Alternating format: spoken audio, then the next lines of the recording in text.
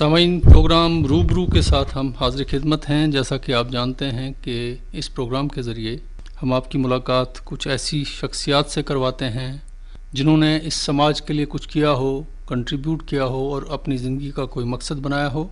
आज भी एक ऐसी ही शख्सियत को हमने अपने स्टूडियो में दावत दी है।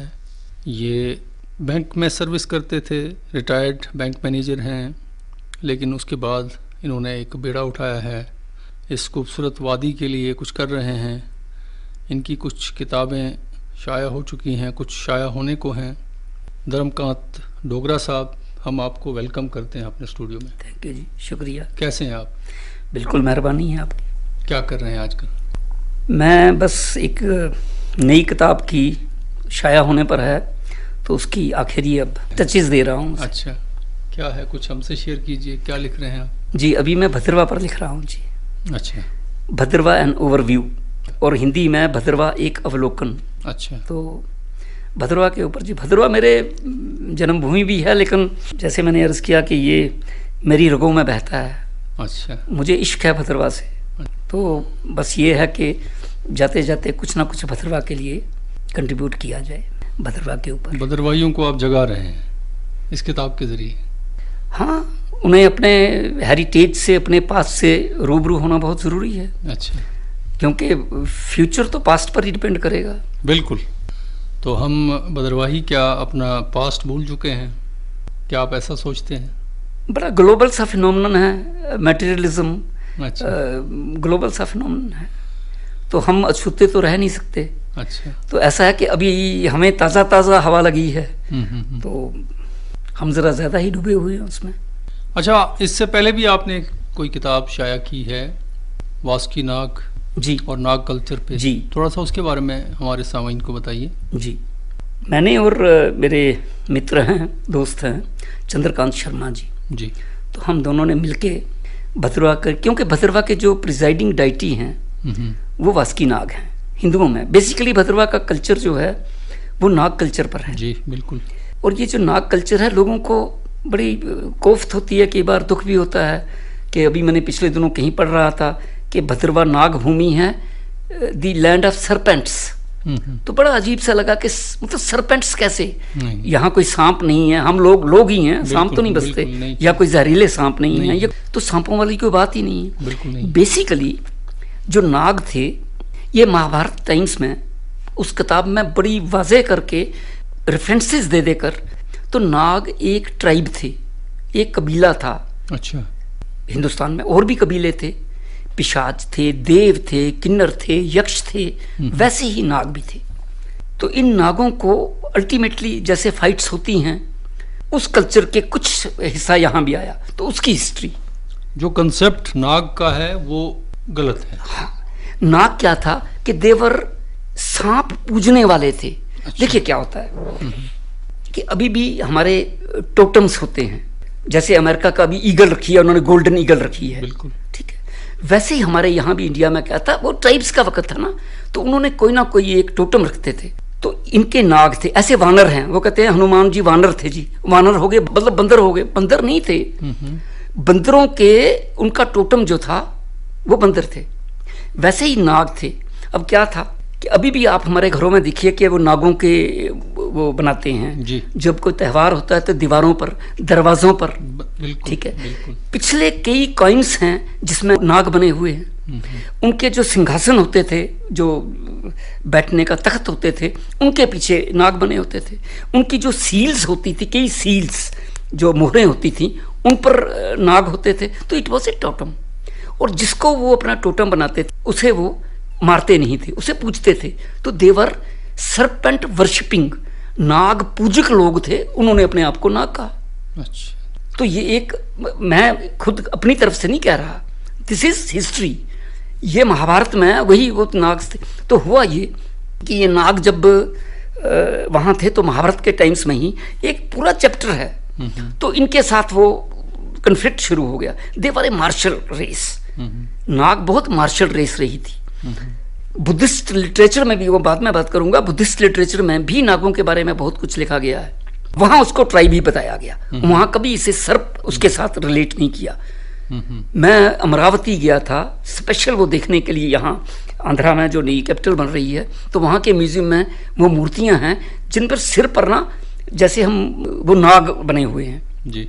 तो औरतें हैं उनके जो गले में कड़े होते थे उन पर नाग बने होते थे, मर्दों की जो बाजू पर बाजू बंद हुआ करते थे उस पर नाग बने थे। तो इट वाज ए सिंबल, एक सिंबल, और ये एक ट्राइब थी, एक ट्राइब था। और उस ट्राइब के साथ फिर वहां पर जंग शुरू हो गई जिसके बारे में महाभारत में बहुत जिक्र हुआ है। फिर नागों के भी आपस में दो हिस्से हो गए, कुछ शैवाइट्स हो गए, कुछ शिवजी को शैव को पूजने वाले हो गए। नागों के जो वो वासुकी नाग थे उनके साथ चले गए, इनके बड़े भाई जो शेष नाग थे वो विष्णु के साथ चले गए। अभी भी जो विष्णु हैं, मतलब बड़ी ये महाभारत में है, ये हमारे पुराणों में है, विष्णु जिस पर बैठते हैं वो शेष नाग हैं, और जो शिवजी के गले में जो पड़े हुए हैं वो वासुकी नाग हैं। तो हुआ ये कि जो वासुकी नाग का ट्राइब था इनके साथ पांडवों का झगड़ा शुरू हो गया, क्योंकि ट्राइब्स थे। एक जगह थी खांडव वन। अच्छा। महाभारत में एक पूरा अध्याय, एक पूरा जो वो इस पर ही है, खांडव वन। ये एक जंगल था खांडव वन। तो अर्जुन और कृष्ण जी ने वहाँ जब वो बनाने लगे इंद्रप्रस्थ थी वो तो ले गए कौरव, तो खांडव प्रस्थ बनाने के लिए उन्होंने पूरे जंगल को जला दिया। तो उसके बीच में ट्राइब था, वो तक्षत था, नाग था, बल्कि मतलब कई लोग मरे, तबाह हुए, और पूरे का पूरा उसके बारे में जिक्र लिखा हुआ है। उसके बाद क्या हुआ कि तक्षत को मारने के लिए एक सर्प यज्ञ हुआ जिसमें 12 साल तक नागों को मारते रहे। तो जब उनके साथ प्रोसिक्यूशन हुई तो वो वहां से भागे, ऐसा करके वहां से भागना शुरू हुए, जान बचानी थी। दिस इज इन महाभारता, बिल्कुल रेफरेंसेस हैं। तो वो फिर वहां से भागे और भागकर वो उन जगहों पर गए जो इनएक्सेसिबल थी, जो जरा दूर दराज इलाके में थी, जहां उन पर हमला ना हो जी। और इसमें वो थोड़ा शेवाइट्स का भी था कि चूंकि वो शेवाइट्स थे तो जो विष्णु के गरुड़ जी थे वो उनके स्टेप ब्रदर थे, वो पीछे लगे। तो वो कहानियां बनकर ऐसा वो कश्मीर में और यहाँ आए। और ये जो किताब लिखी गई है, इस किताब में इसी के बारे में सब बिल्कुल इसके बारे में, वासुकी नाग के बारे में, वासुकी नाग के बारे में और नाग कल्चर के बारे में कि वो यहाँ कैसे आए। अच्छा, ये जो नाग कल्चर है हिमाचल में भी इसकी कुछ आप कह सकते हैं, वहाँ पे भी जी लोग हैं जो उत्तराखंड में भी है। अच्छा, उत्तराखंड में बिल्कुल हैं। अच्छा। सर आप हैरान होंगे कि नेपाल में भी वासुकी नाग का मंदिर है। अच्छा।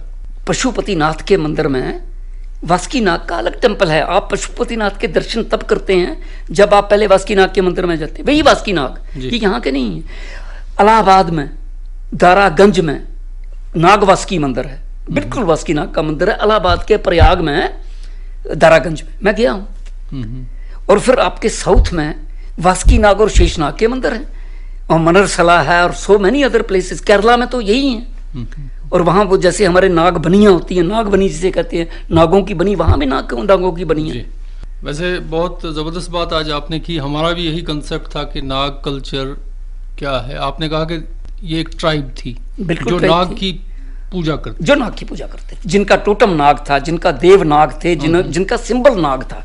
जी जी जी। जो नागों की पूजा करते थे, सांपों की पूजा करते थे। और ये एक जाति थी, बिल्कुल जाती थी। और इनकी और भी ऐसे ही लिखा है, महाभारत में ऐसे ही लिखा है कि यक्ष, किन्नर, देव, नाग ये जातियों में है। जी जी जी। चलिए अब आगे बढ़ते हैं।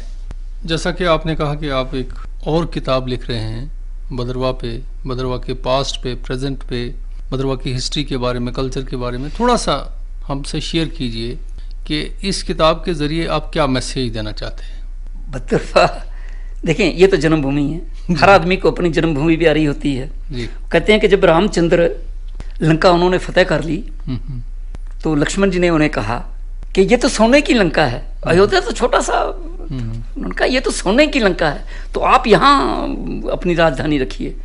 तो उन्होंने एक श्लोक बोला है जिसका मतलब ये है कि अपनी जन्मभूमि स्वर्ग से भी ऊंची है। लक्ष्मण क्या बात करते हो, सही।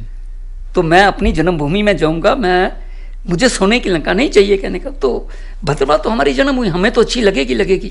तो एक ये ख्याल था कि भद्रवाह के बारे में देखा जाए कि कब से इसका वो हुआ। महाभारत में रेफरेंस हैं इसके जी।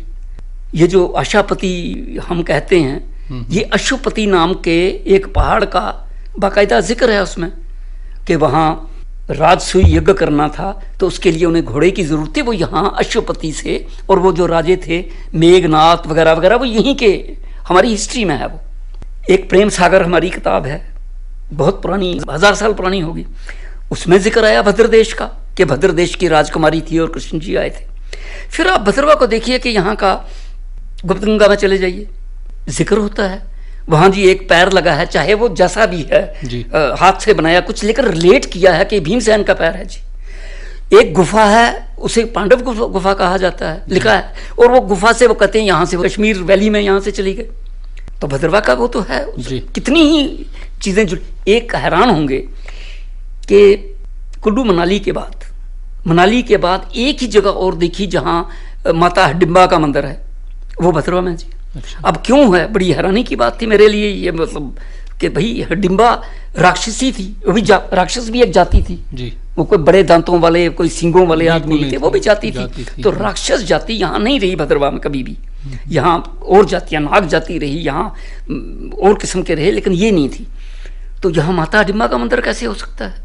तो फिर एक बड़ी अजीब सी बात निकली, ये हमारे देशराज काटल जी हैं, तो उन्होंने वो रिसर्च करके निकाला है कि यहाँ बबरीक होते थे, घटोत्कच, ये जो थी ना हडिम्बा माता मनाली की, उसके लड़के थे घटोत्कच, क्योंकि वो भीम की वाइफ थी। घटोत्कच के लड़का था एक बबरीक, तो बबरीक जी उनकी वो दादी हुई जी। तो जो बबरीक की मदर थी, शी वॉज फ्रॉम भद्रवा।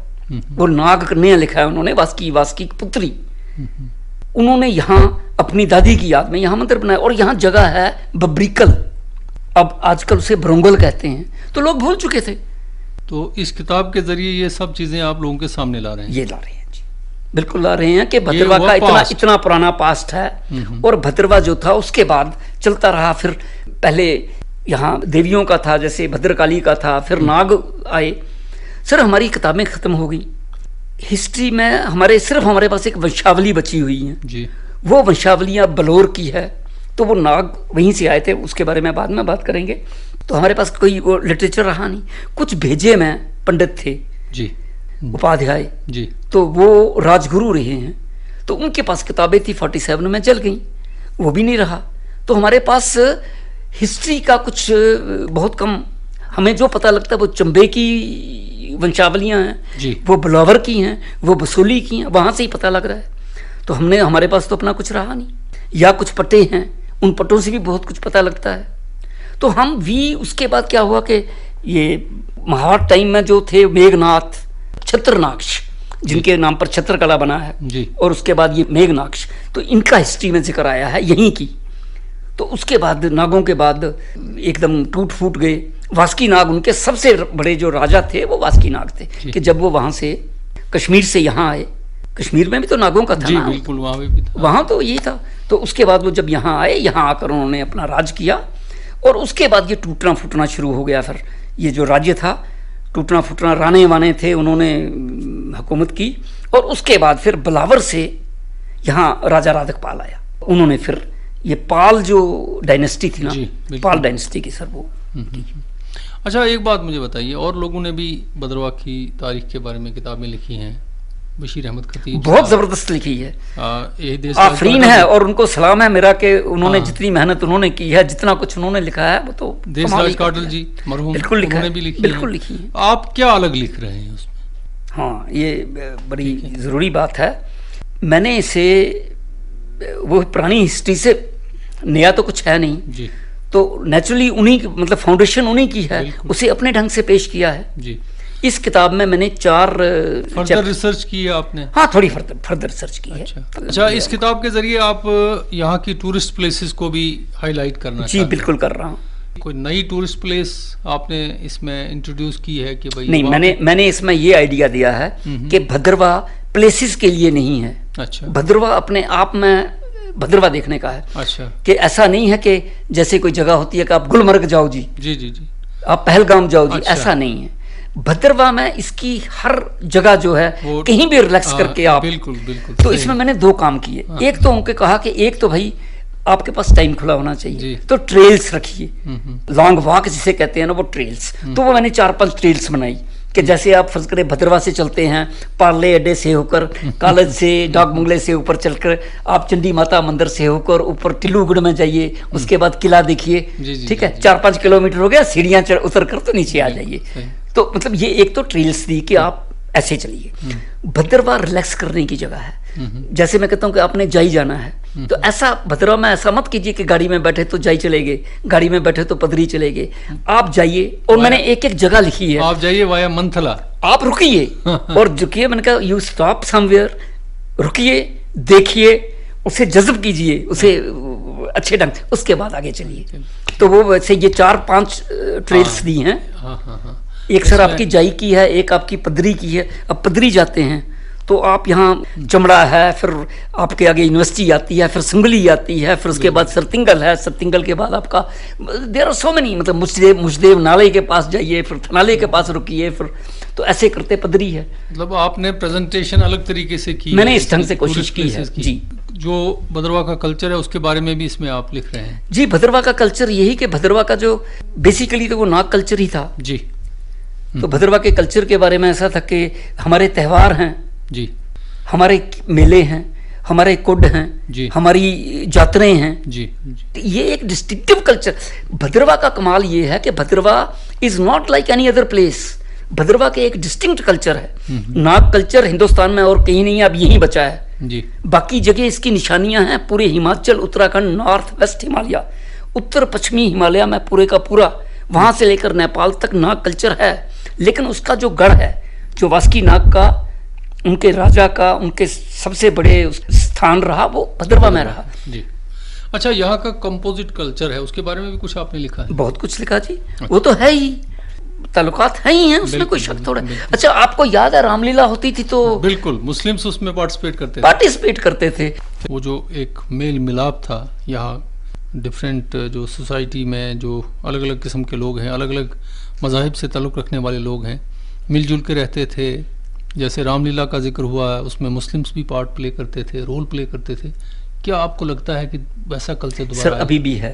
आप मुझे बताइए कि सुख दुख में, किसी शादी में या किसी मौत में, किसी के घर में मौत आ जाती है तो अभी भी कोई है ही नहीं, फर्क नहीं है। लेकिन जो आपका ज़माना था, यूथ, जब आप यंग थे, नौजवान थे, या जब आप स्कूल में पढ़ते थे, थोड़ा सा फर्क तो लगता है। मैं ऑनेस्टली आपको बोलता हूँ कि मैं देखिए बाहर रहता हूँ, मैं जब भी आता हूँ मेरे वही दोस्त मिलते हैं, वैसे ही गले मिलते हैं और मतलब वैसे ही बात होती है, कभी मुझे नहीं महसूस हुआ सर। चलिए, तो इस किताब के ज़रिए आप भद्रवाह को हाईलाइट कर रहे हैं, भद्रवाह के पास्ट को हाईलाइट कर रहे हैं, प्रेजेंट को, और एक बात और आपने कही कि इस किताब के ज़रिए हम भद्रवाहियों की वीकनेसेस, कमज़ोरियों को भी हाईलाइट कर रहे हैं। बिल्कुल सर, थोड़ा सा बताइए हमें, कमज़ोरियाँ क्या हैं हमारी?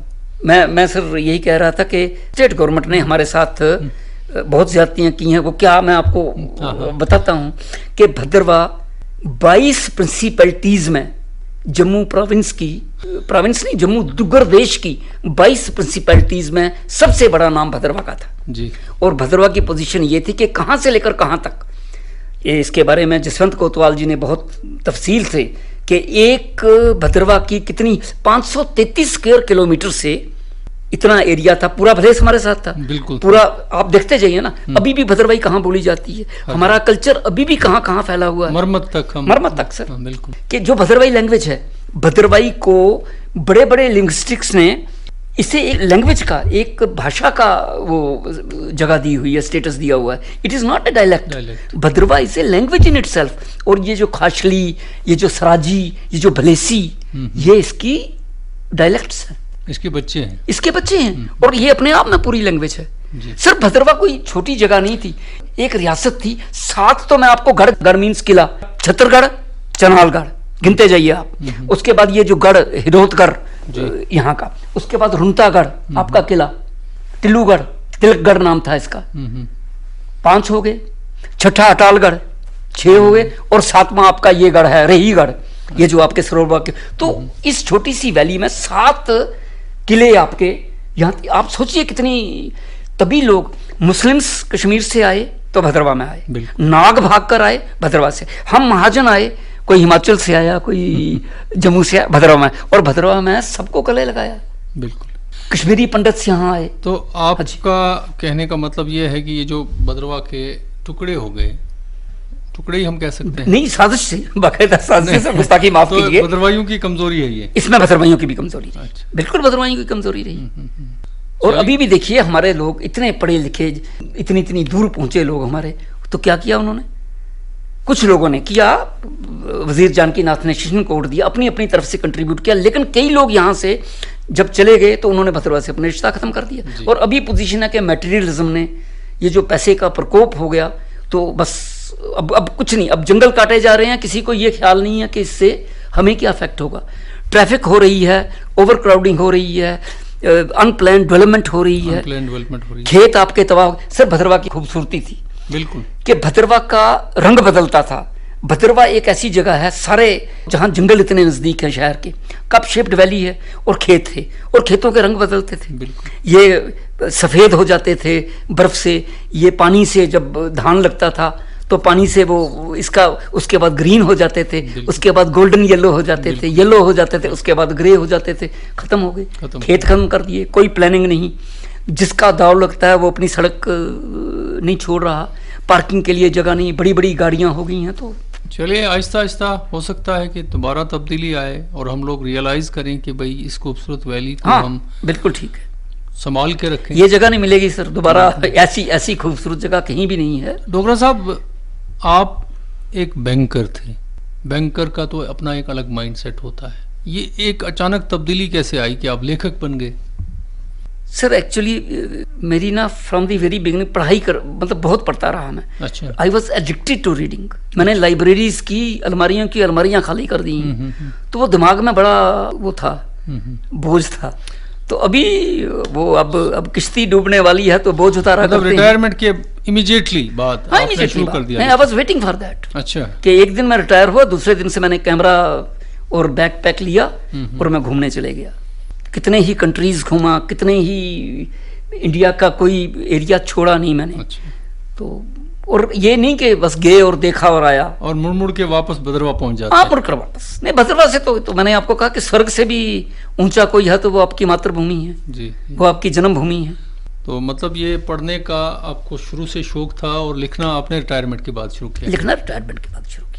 वो यही मैंने कहा कि जब किश्ती डूबने लगती है तो बोझ उतारा करते हैं। तो अब ऐसा है कि ये दिमाग तो आप अभी जवान हैं, आपकी नहीं मैं sir I am 70 now, so don't know, energetic तो बहुत हैं आप अभी भी, पर डिजेनरेशन तो होनी है ना, लॉ ऑफ नेचर।